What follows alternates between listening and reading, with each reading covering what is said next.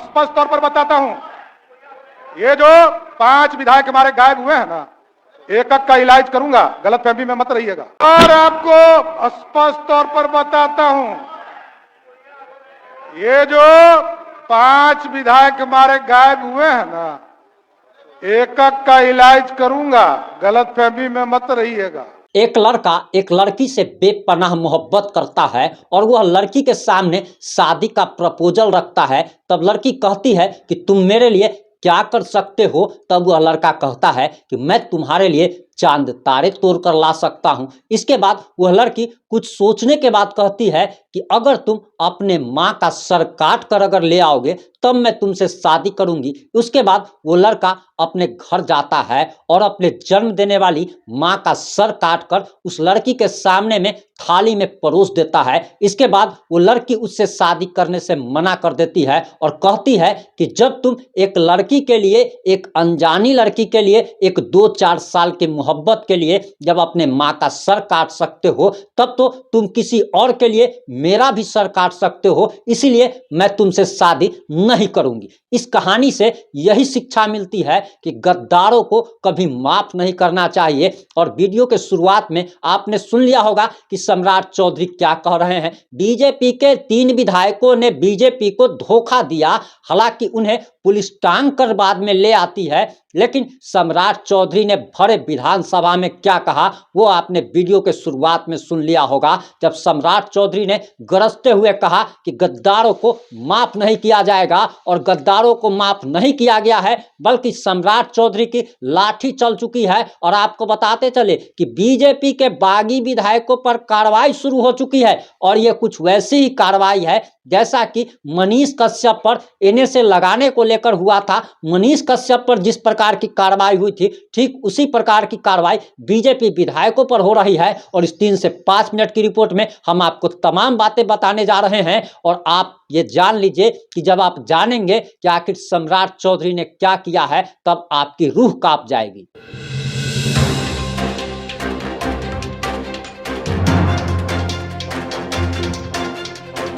नमस्कार, मैं प्रिंस कुमार सिंह और आप देख रहे हैं पॉजिटिव इंडिया। अगर अभी तक आपने चैनल को सब्सक्राइब नहीं किया और हमारे फेसबुक पेज को फॉलो नहीं किया है तो खबरों से अपडेट रहने के लिए कृपया हमारे फेसबुक पेज को फॉलो कर ले, और जो लोग ऑलरेडी कर चुके हैं उन तमाम लोग को सहृदय धन्यवाद। अब वापस आते हैं अपनी खबर पर। दरअसल आपको बताते चले कि भाजपा के तीनों विधायकों पर, बागी विधायकों पर कार्रवाई शुरू हो चुकी है, और जो कार्रवाई हो रही है उसे सुनकर आपकी रूह कांप जाएगी। आपको बताते चले कि भाजपा के बागी विधायक मिश्री लाल यादव के बेटे धीरज यादव पर केस दर्ज हो गया है, और उसकी गिरफ्तारी के लिए सघन छापेमारी अभियान चलाया जा रहा है। जो रिपोर्ट्स के अनुसार, जो जानकारी आ रही है उसके अनुसार बताया जा रहा कि भाजपा को गच्चा देने वाले पार्टी के विधायक मिश्री लाल यादव के बेटे पर पुलिस ने मुकदमा दर्ज कर लिया है। धीरज यादव के खिलाफ दरभंगा केवटी थाना में थानाध्यक्ष अनुज कुमार के गोली मारने एवं अमर्यादित भाषा का उपयोग करने के मामले में प्राथमिकी दर्ज कराई गई है।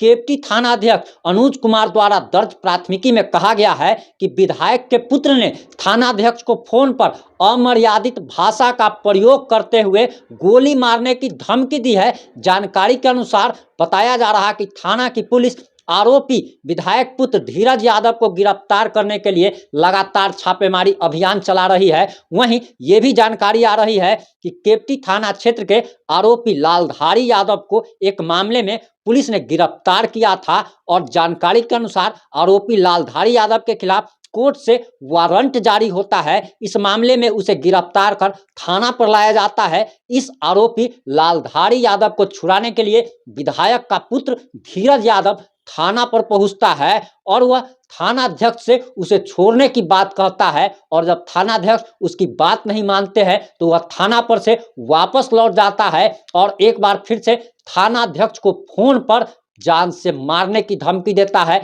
गंदी गंदी गालियां देता है, और उस पर बताया जा रहा है कि उसने 50 बार से ज्यादा फोन कर छोड़ने का दबाव बनाया। 50 बार से ज्यादा थानाध्यक्ष को फोन किया, और जब उसे छोड़ा नहीं जाता है तब वह थानाध्यक्ष को गोली मारने की धमकी देता है। और इसके बाद बताया जा रहा कि थानाध्यक्ष अनुज कुमार ने कहा कि रात्रि गश्ती दल में पुलिस आरक्षी निरीक्षक अमृता सिंह राजकुमार सिंह गश्ती के दौरान न्यायालय से अजमानतीय वारंटी केवटी थाना क्षेत्र के गरिमा निवासी आरोपी लालधारी यादव को गिरफ्तार कर जब थाना लाया जाता है, इसके बाद से ही उनके फोन पर लगातार धमकी भरा कॉल आने लगता है और वो अपने आप को विधायक का पुत्र बताता है, मिश्री लाल यादव का पुत्र बताता है और कहता है कि तुम उसे छोड़ दो वरना तुम्हें भी गोली मार दिया जाएगा और एक थानाध्यक्ष को गोली मारने की धमकी दी जाती है। वहीं थानाध्यक्ष जब विधायक के पुत्र को कहते हैं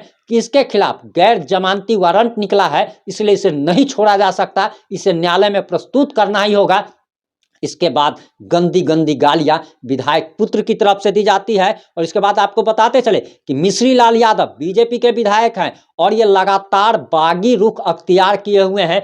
इनकी कुछ दिनों पहले मुलाकात लालू प्रसाद यादव से हुई थी और दरअसल ये लोकसभा का चुनाव लड़ना चाहते हैं। लोकसभा में टिकट देने का वादा इन्हें राजद सुप्रीमो ने किया था और उसके बाद से ही ये लगातार बगावत भरा रुख अख्तियार किए हुए थे। वहीं बताया जा रहा कि दरअसल जब बिहार विधानसभा में एनडीए सरकार को बहुमत साबित करना था तो मिश्री लाल यादव गायब हो गए थे, इनका कोई ट्रेस नहीं मिल रहा था। इसके बाद बिहार की पुलिस ने इन्हें उठा लिया था और इन्हें उठा करके विधानसभा में लाया जाता है। हालांकि ये बीजेपी के पक्ष में वोट तो जरूर करते हैं, लेकिन सम्राट चौधरी ने भरे विधानसभा में क्या कहा था वो आपने वीडियो के शुरुआत में सुन लिया। और सम्राट चौधरी ने साफ साफ कहा था कि बगावत करने वालों को, गद्दारी करने वालों को छोड़ा नहीं जाएगा, उन पर कार्रवाई की जाएगी। और ऐसे सोशल मीडिया पर भी ये कहा जा रहा है कि दरअसल ये मिश्री लाल यादव के बेटे पर, यानी कि विधायक के बेटे पर फर्जी केस हुआ है। तो आपको बताते चले कि हमारे बिहार में फर्जी केस होता रहता है, किसी को फंसाने के लिए, किसी को कुछ करने के लिए, ये सारी आम बातें हैं। मनीष कश्यप पर भी फर्जी काफी सारे केस किए गए थे, एनएसए तक लगा दिया गया था। हालांकि उस समय तेजस्वी यादव की सरकार थी तो उन्होंने वो किया था। और यहां पर तो वही बात हो गई कि आप करे तो रासलीला, हम करे तो करेक्टर ढीला।